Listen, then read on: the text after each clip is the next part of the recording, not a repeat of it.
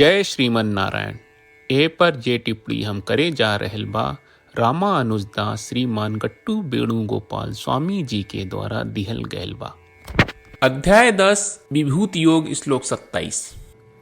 उच्चैश्रवसम् अश्वानां विद्धि माम् अमृतोद्भवम् ऐरावतं गजेन्द्राणां नराणांच नराधिपम्। ओम।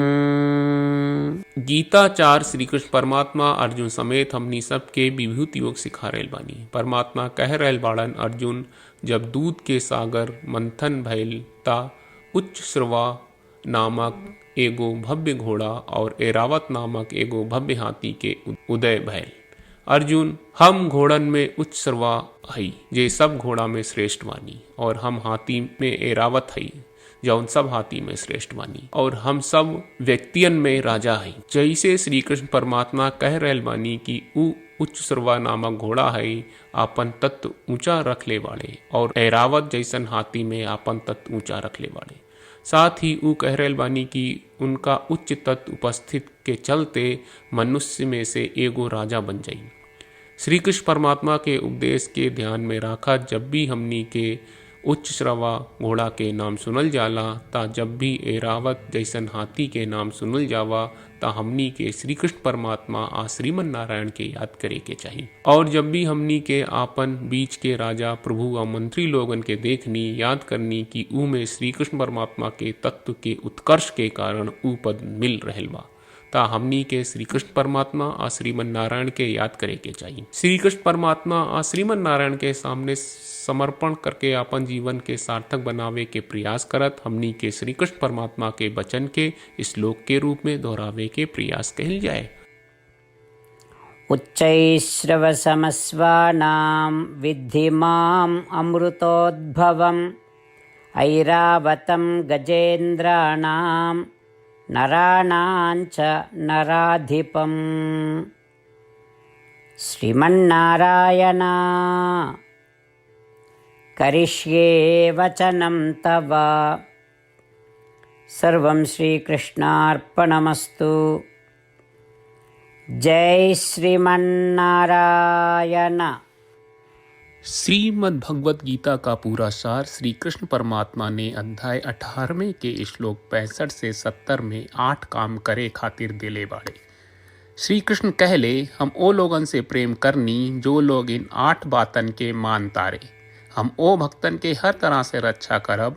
श्री कृष्ण परमात्मा के द्वारा बोलल गईल संपूर्ण भगवत गीता सुनला के बाद अर्जुन कहले करिष्ये वचनम त्वा, जेके मतलब बा कृष्ण मैं उही करब जौन आप कही।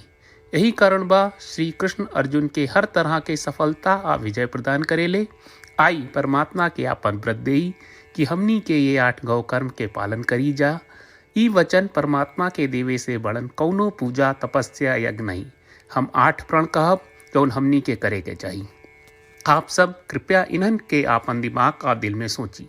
श्री कृष्ण के आपन वचन देवे के ई तरीका में हमनी सबकी कल्पना करे के चाहिए कि श्री कृष्ण का चेहरा खुशी से चमकत बा और खुशी के एहसास करत बा। जय श्रीमन नारायण। यहाँ हमनी के 8 वादा बा।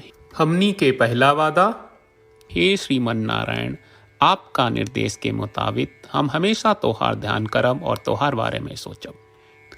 हमनी के दूसर वादा, हे श्रीमन नारायण आपका सलाह का अनुसार हम हमेशा आपका भक्त रहब। हमनी के तीसर वादा, हे श्रीमन नारायण हम आपन सब काम तोहरा सेवा के रूप में और तोहरा संतुष्टि खातिर करब। हमनी के चौथा वादा, हे श्रीमन नारायण जैस की आप माने के कहले रहलू हमरा बहुत विश्वास बा कि हम आपके होई, और हम हमेशा आपन दोनों हाथ जोड़ के आपके नमस्कार करब और आपकी पूजा करब। हमनी के पांचवा वादा, हे श्रीमन नारायण हमरा के तोरा बात माम एकम शरणम ब्रज 1866 याद कहले, जहां आप हमरा के आपन का अर्पित करे का कहा। श्रीमन नारायण मैं हमेशा तोहरे शरण में रहब। हमनी के छठवा वादा। हे श्रीमन नारायण, हमरा के तोहरा बात माँ सुचहा 1866 याद कहले कि आप हमनी के शोक ना करे का आश्वासन दे रहे बड़े, हम अब और शोक ना करब। हमनी के सातवां वादा। हे श्रीमन नारायण, आपने हमरा खातिर श्रीमद् भगवत गीता के वितरण करके हम सबके कृपा कहले और आशीर्वाद दहले बा। हम वादा करत बानी कि रोजाना कम से कम एक श्लोक पढ़ब या सुनब। हमनी के आठवां वादा। हे श्रीमन नारायण, आप गीता के पूरा मानवता तक ले गयलू। हम गीता में आपके दिव्य वचन के उन भक्तन तक पहुँचावे के प्रयास करब जे गीता से अपरिचित बा। हे श्रीमन नारायण, हम उई करब जौन तू करे का कहब। हम ऐसन व्यवहार करब जैसन आप चाहत बानी और हम खाली आपका खातिर काम करब। श्रीमन नारायण के रोज आपन वचन देहल कि हम ओइस करब जैस आप कहत बानी, ई अपने आप में बड़न पूजा बा। श्रीमन नारायण, करशे वचनम त्वा। श्रीमन नारायण, हम तोरे निर्देश के मुताबिक काम करब। सर्वम श्री कृष्ण अर्पणम अस्तु। जय श्रीमन नारायण।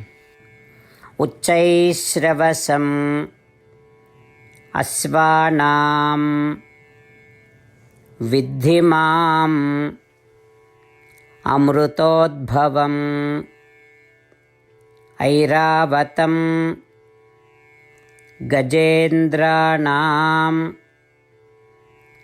नराणां च नराधिपम्। ॐ उच्चैश्रवसमस्वानां विद्धि माम् अमृतोद्भवम् ऐरावतं गजेन्द्राणां नराणां च नराधिपम्। श्रीमन्नारायण, करिष्ये वचनं तव। सर्वं श्रीकृष्णार्पणमस्तु। जय श्रीमन्नारायण।